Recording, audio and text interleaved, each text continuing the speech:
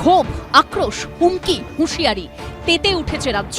কয়েকদিন আগে অবধি যে পুলিশ অফিসারদের একাংশ তৃণমূলের ছোট বড় মেজ নেতাদের কথায় উঠতে বসতেন বলে অভিযোগ উঠত, তাদের অনেকের বিরুদ্ধেই এখন বিজেপির হয়ে কাজ করার অভিযোগ করছে সেই তৃণমূল। তিনজন অফিসারের বিরুদ্ধে তিনজন অফিসার পুরোপুরি বিজেপি টাকা খেয়েছে। আপনি দাঁড়িয়ে একটা বোম ভাড়াদার মতো থাকেন। 5 তারিখের পর থেকে থানাটা উঠিয়ে ফেলে দেবো ভাই। কেউ থানা চত্বরে ঢুকে আঙুল উঁচিয়ে শাসাচ্ছেন, কেউ পুলিশ কেন্দ্রীয় বাহিনীর সামনে হুঁশিয়ারি দিচ্ছেন, তো কেউ আবার কেন্দ্রীয় বাহিনীর বিরুদ্ধে ক্ষোভ উগরে দিচ্ছেন। আমার দলের সভাপতি বড় চেয়ারম্যান, তার ভিতরে সুমুটো চালিয়ে যান বড়বাবু, চালিয়ে যান। কামারহাটিতে আবার পুলিশ কেন্দ্রীয় বাহিনীর সামনে দাঁড়িয়ে প্রকাশ্যে হুঁশিয়ারি দিলেন কামারহাটির তৃণমূল প্রার্থী এবং বিদায়ী বিধায়ক মদন মিত্র। এসব আমাদের সাথে করতে বারণ করবে, ওরা 4 দিন চলে যাবে। 5 তারিখের পর থেকে থানাটা উঠিয়ে ফেলে দেবো ভাই। আজকে মোদি র্যালি করছে, বড়নগরে সাইকেল র্যালি, মোটরবাইক র্যালি হচ্ছে, এখানে বিজেপি মোটরবাইক র্যালি করছে। আপনারা সবাই মিলে हम लोग का ऊपर रोक दिया, क्यों? हम लोग क्या खूनी है, डाकत है? থানা থেকে বেরিয়েও হুঁশিয়ারি দিলেন মদন মিত্র।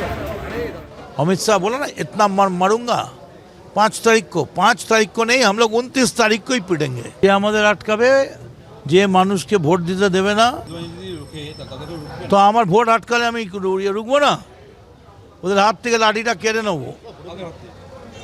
মিলিটারির হাত দিয়ে টাচ করলে বাংলায় আগুন জ্বলে যাবে। পূর্ব বর্ধমানের নাদনঘাটে বিজেপির মিছিল থেকে তৃণমূলের পার্টি অফিস লক্ষ্য করে ইট ছোড়ার অভিযোগকে কেন্দ্র করে সংঘর্ষে জড়ায় দুপক্ষ। কেন্দ্রীয় বাহিনীর ভূমিকা নিয়ে ক্ষোভ উগরে দেন পূর্বস্থলী দক্ষিণের তৃণমূল প্রার্থী স্বপন দেবনাথ। অফিসের ভেতরে গিয়ে আমাদের কর্মীকে মেরেছে, হাসপাতালে 2 জন মৃত্যুর সঙ্গে লড়াই করছে, আর সেন্ট্রাল পুলিশ দাঁড়িয়ে আছে। কোথায় ছিল সেন্ট্রাল পুলিশ? এরার মতো দাঁড়িয়ে আছে বলে সেন্ট্রাল পুলিশ।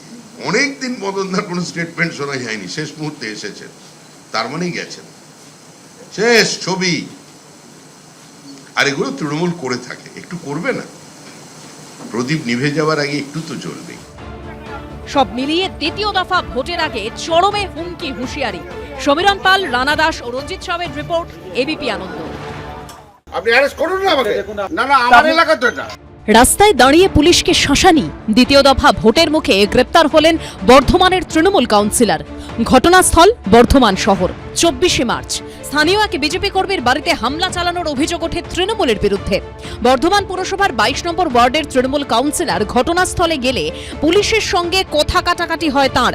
এরপরই পুলিশকে শাসাতে দেখা যায় তৃণমূল নেতা নারুগোপাল ভকতকে। আপনি অ্যারেস্ট করুন না আমাকে। না আমার এলাকা তো এটা। আপনি কাউন্সিলর, ঠিক আছে, পুলিশ আসলে আপনার কৈফিয়ত নিয়ে আসতে হবে। একদমই নয়। না, এখন এমসিসি চালু। আপনি বলুন কাকে মেরেছে দেখান। রবিবার পূর্ব বর্ধমানে গিয়ে জেলার প্রত্যেক থানার ওসি, আইসি সহ পুলিশ আধিকারিকদের সঙ্গে বৈঠক করেন মুখ্য নির্বাচনী আধিকারিক মনোজ কুমার আগরওয়াল। নির্বাচন কমিশন সূত্রে খবর, মুখ্য নির্বাচনী আধিকারিকের নির্দেশের পরেই গ্রেপ্তার করা হয় অভিযুক্ত তৃণমূল নেতাকে। যা বলার দল বলবে, আমি মানুষের জন্য বলেছি, মানুষকে ভালো রাখার জন্য। তার মানে বেশ কালারফুল নির্বাচন হচ্ছে চারিদিকে। অনেকদিন এরকম নির্বাচন তো আমরা দেখিনি। কাউন্সিলরকে পুলিশ অ্যারেস্ট করেছে, সেই পুলিশের মানে বিরাট ব্যাপার। তাহলে বিলম্বিত বোধ হয় না, পুলিশও বুঝে গেছে, হয়েছে, গল্প শেষ। পুলিশের শরীরী ভাষা পাল্টে গেছে, ব্যবহার পাল্টে গেছে, কথাবার্তা পাল্টে গেছে, চোখে মুখে বিনয়ী ভাব। তৃণমূল নেতাকে সোমবার বর্ধমান আদালতে তোলা হলে একদিনের জেল হেফাজতের নির্দেশ দেন বিচারক। কমল কৃষ্ণ দের রিপোর্ট, এবিপি আনন্দ, পূর্ব বর্ধমান। এবিপি আনন্দ, এগিয়ে থাকে, এগিয়ে রাখে।